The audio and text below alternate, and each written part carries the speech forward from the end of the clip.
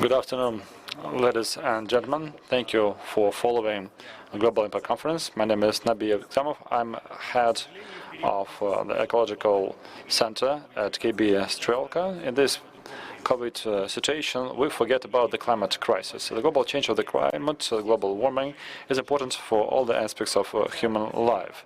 Well, in the past, temperature would be higher than today, but now we can see that the temperature is rising at a greater pace, and in these conditions the global business corporations and public leaders are discussing the measures which can save the climate. Norilsk Nickel, the Russian metal and miners company, is the largest nickel and palladium producer globally. Our activity impacts the environment. At the same time, the global corporations like Norilsk Nickel are now understanding their role and their impact on the climate change.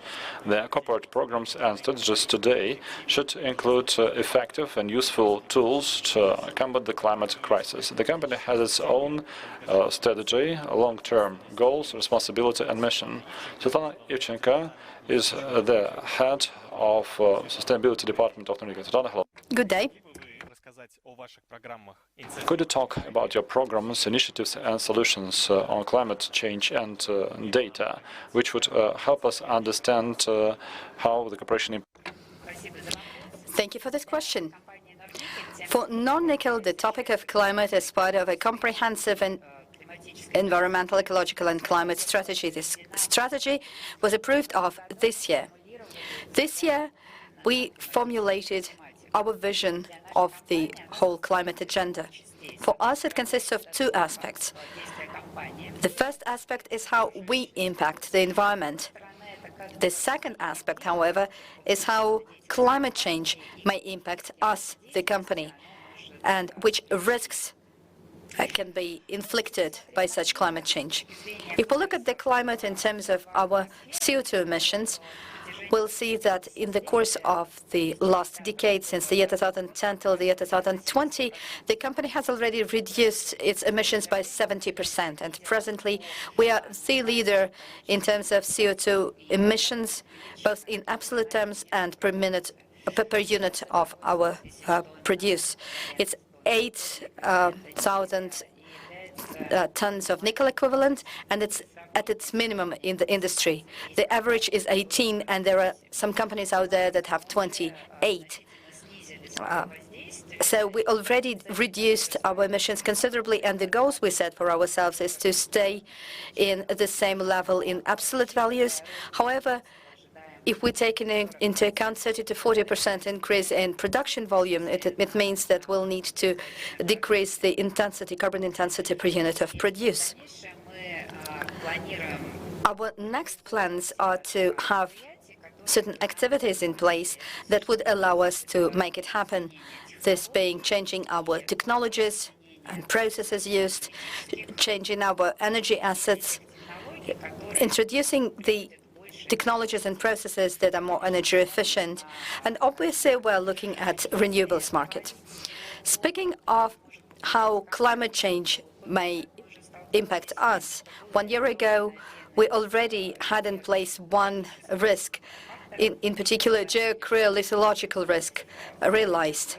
It was permafrost thawing, which contributed to an accident with a diesel fuel spill. It was obviously liquidated, but it was a sign for us that climate is obviously changing faster than we supposed it would.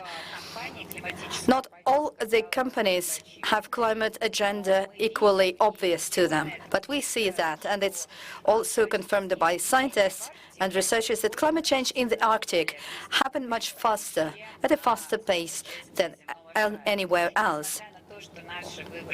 Despite the fact that our emissions are at the minimum, the consequences that our company is facing are disproportionate. And the task of the company is in adjusting and adapting to this climate changes. It's very, very relevant for us because we are already seeing that it's happening. So indeed, this is part of our system of risk management, and this is part of our strategy. Svetlana, thank you very much for your answer. What are the programs with positive impact on the climate today, and how can this impact be measured? I'll give you just one example. It has to do with our energy assets, energy generation. At our power plants, we carried out revamp of our equipment, we carried out repairs, and we also introduced an automated heat loss metering system. As a result of these measures taken, in 2020 we managed to reduce the CO2 emissions by 47 tons, which is equivalent to 5,000 tons of nickel. Thank you, Svetlana. How you improve, increase the impact of the climate agenda? Thank you. Well, in order to do that, for climate to become part of our strategic vision and decision-making, we are having all kinds of trainings in our company at various levels. We're explaining what stands behind climate agenda and adapting to climate changes, and we're studying TCFD guidelines on assessing climate-related risks, and we're developing a system of competences trying to identify what kind of specialists we're going to need inside our companies, which skills and competences they should have in climate agenda. Currently, we are building partnership with the Norilsk State University. Our idea is to unite the efforts of the scientists and us, and to understand what to train for. We want them to study permafrost and other aspects related to climate agenda. Also, it's all about raising general awareness inside the company. For example, we have corporate volunteership program. So the climate change sustainable development goal is what we mean. And thanks to our volunteers, climate... Thank you very much, Svetlana, for taking part in our conference. Let's proceed. One of the most widely discussed events in the field of climate change has become COP26 climate summit, which took place in Glasgow this November, where parties came together to accelerate actions towards the goals of the Paris Agreement and the UN Framework Convention on Climate Change. We decided to ask participants, high-level representatives, leaders of international corporations, how do they perceive the climate change crisis agenda and what can be done to reverse climate change? Dear Mr. Greg, Skanska is one of the world's leading project development and construction groups. The company is doing a lot to reduce its carbon footprint. Can you tell us what needs to be done to accelerate business performance, but at the same time reduce carbon emissions? Is it important to form partnerships to collaborate on fighting climate change? What is the strategy? What actually needs to be done to accelerate the performance is spend the time investing in getting the right data. Find out where your biggest priorities lie. Where are your biggest carbon emissions? And when you've worked out where your biggest priorities lie, then form partnerships with other organizations that are involved in those particular areas of challenge. And from those partnerships will come all sorts of ideas. But again, just be very careful to not spread your resources across too much. Pick 2 or 3 of those priorities, and that's where you should be putting your effort. And in that, you're tackling your biggest priorities, and with only 2 or 3, you're likely to make a difference. Mr. Craig, thank you for your answer. How can nuclear energy combat climate change? Moving forward, I would like to address my questions to Ms. Sama Bilbao y Leon, Director General of the World Nuclear Association. Ms. Sama Bilbao Leon, what can be done to improve the current situation and how to promote the climate change agenda? What is the role of nuclear in combating climate change? We need for the leaders that are meeting here at COP to actually take this very seriously and put actionable and bold and realistic plans beyond these net zero pledges that we already have. And for that, we are really going to need to use all all the proven technologies that currently exist that are going to be able to decarbonize. And of course, nuclear is one of the technologies that we need to use. So that is number one. But then from a personal level, I think that we all can make personal choices that are going to help decarbonize our lives a little bit every day. So maybe if we can use public transportation, or if we can eat more vegetables, or if we can maybe also talk to our policymakers and tell them what is important for us and what we want them to do in order to actually move this climate agenda where we needed to do it. Thank you. What programs, initiatives, or solutions aimed at the climate agenda could you highlight? What is the impact of the nuclear community? I mean, there are many organizations around the world that are working very, very hard to bring visibility to the importance and the urgency of dealing with climate change. So, I mean, I would say that the nuclear industry, the nuclear community has been working very hard for 50 years and more. I mean, as you know, nuclear energy is currently the lowest, the largest source of zero carbon energy in developed countries. So I think that we're already working on that, and we want to continue doing that. But for that, of course, we really need to build new nuclear as fast and cost effectively as possible. Thank you, Ms. Bilbao y Leon. Developing theme of nuclear delivering solutions for the climate crisis. My next question is to Mr. Tom Samson. Mr. Samson, you're leading Rolls-Royce SMR. Rolls-Royce has been establishing to developing an affordable power plant that generates electricity using a small modular reactor, an intelligent way to meet future energy needs. What is the role of nuclear from your perspective?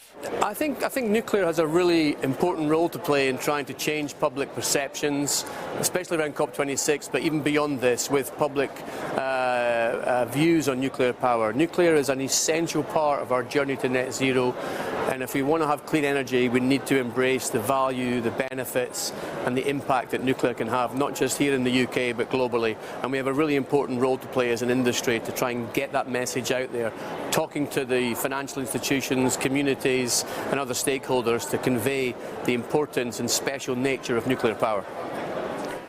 There were many discussions at the COP26 dedicated to nuclear, more than ever before, as now more people see nuclear energy not as a threat rather than a solution. How would you comment on this? I think from COP26 I'm feeling a sense that nuclear is starting to be seen as part of the solution. It's a really important kind of shift. We had trouble to get nuclear on the agenda at this COP, but we're seeing really now that people are recognizing that for nuclear power they can really see how it can contribute on a large scale to providing safe, reliable, always-on energy, not just to the grid, but to produce synthetic fuels, hydrogen, to power data centers, to power off-grid communities. And so it's really important that I think we continue to build on this perception and benefit of nuclear after COP to try to then show that we can really move at pace. The technology is ready today. We can deploy nuclear now. And if we want to get to net zero, we have to deploy much more nuclear at pace from this COP.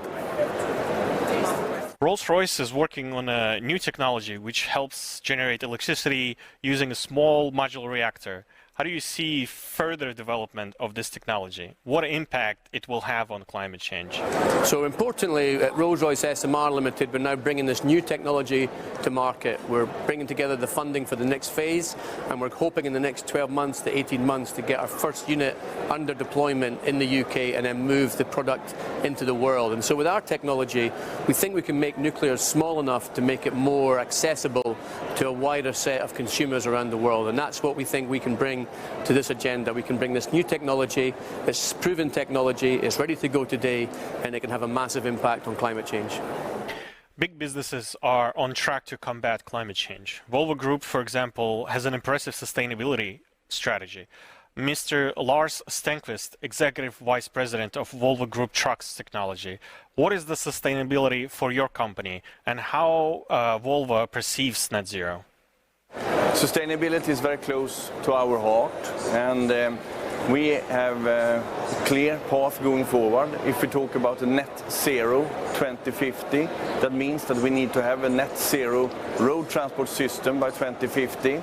And with our vehicles on the road for approximately 10 years, then all of a sudden 2050 turns into 2040 for us. Only fossil-free solutions coming from the Volvo Group, 2040 and onwards. In order to be able to deliver on that, we work with 3 propulsion technologies in parallel. That's battery electric vehicles, it's fuel cell electric vehicles with hydrogen as the fuel, and it's also combustion engines, but then running on renewable fuels, of course. Is climate change on your personal agenda? Could you share your personal actions? We have changed the diet in our family. We are eating less beef and more vegetables today. When it comes to passenger cars, I am driving one electric and one plug-in hybrid car. And I think that these are those kind of actions that we can contribute with here and now. As we can see, many global corporations are aware of the importance of the climate agenda. Now we all understand our responsibilities and adapting strategies and programs aimed at combating climate change. Alena Yuzefovich, co-founder of the Living Lab, beyond circular economy, diversity and inclusion, inequality, there's climate action among your activities. Based on your professional experience, what is the most important in changing the situation about the climate crisis? I think that this understanding is coming to us, that the mindset is essential in combating climate change. What is the human side of the decarbonization? How to empower employees, clients, and other stakeholders to dive deeper into climate science and act as citizens, parents in their workplaces? How can we work with the mindset shift needed to create real systematic change? Thanks a lot, Nabi. It's really an honor for me to be here today speaking at Global Impact Conference. And what I'm going to share with you today is my team's insights about how we can empower climate action through playing games. That sounds really strange, right? But I'll tell you what's the point. So a little bit about us. We're Living Lab, an international change agency. In what we do, we create learning spaces for sustainable leadership and system change. We do teach at universities. We have a deep dive course on system thinking for sustainable development in one of the leading humanitarian universities in Russia. We do a lot of leadership development programs around systems thinking, about sustainability, ESG, and we're also En-ROAD's climate ambassadors. And this is exactly the point that I'm going to talk more about today. So what is En-ROADs?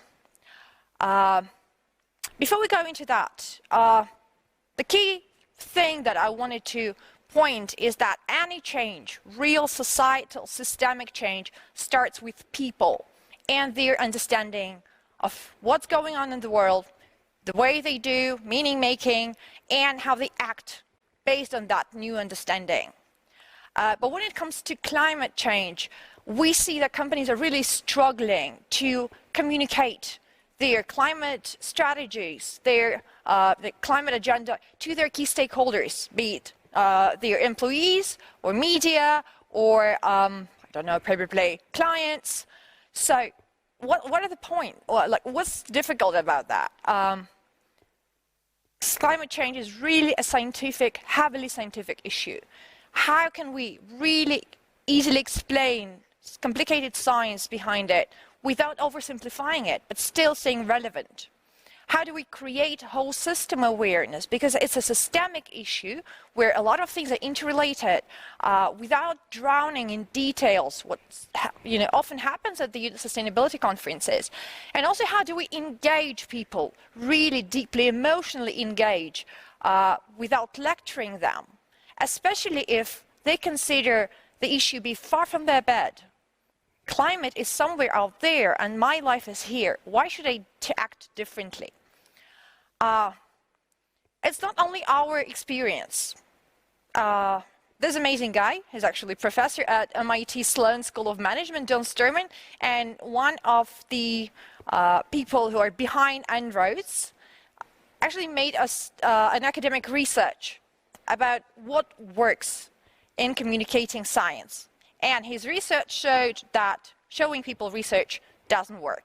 I can imagine his frustration since he has been lecturing people and giving a lot of talks on sustainability and climate change and how businesses can act for decades. So what happened after he had this insight? What if we can play our way out of climate crisis? That was the idea that En-ROAD's team had for a bit. And what they developed is En-ROAD's climate action simulation game. It's been developed by MIT Sloan and an NGO called Climate Interactive, who's actually graduates from MIT. It's based on latest climate science and it's been regularly updated since we've been running the game. At the heart of the process is En-ROAD's model that captures really complex dynamics between climate system, ecological and social systems, and how they interact, how they interplay. And what they developed on top of that is a really engaging role play where participants become delegates of the mock UN Climate Summit, and they need to figure out their way to 1.5 degrees Celsius temperature rise, something that we see in Paris Climate Accord, but through the eyes and in the shoes of the stakeholders they know least about, probably climate activists, probably traditional energy. It's a really engaging 2 to 3 hour online or offline game. And as far as we see in our experience and in experience of other ambassadors, it's really fit for any audience, from students to board members to politicians. So I'll show you briefly how the model looks like. Don't freak out, you still see some graphs, you still see some numbers. But what's important about that is that we can actually immediately test any possible, imaginable political or economic policy and immediately see the results, how it will change temperature rise by 2100. So what's been happening since they developed and shared En-ROADS with the world? So far, it's more than 65,000 participants of games and workshops that have been through this process in 93 countries. Like ambassadors like us are actually growing in numbers, and we're more than 400 ambassadors right now. What we've been doing in Living Lab since that. So we've been running En-ROADS in Russia, in Europe, in States for around a year. We've been through 35 games on different markets, primarily in Russia, and there were more than 800 people participating in the game. And our paramount event was when we were co-facilitating climate game at Verge 21, one of the biggest in the world climate tech conferences organized by Greenpeace. But enough talking, seeing is believing. Have a look at how it feels like from the inside, playing En-ROADS.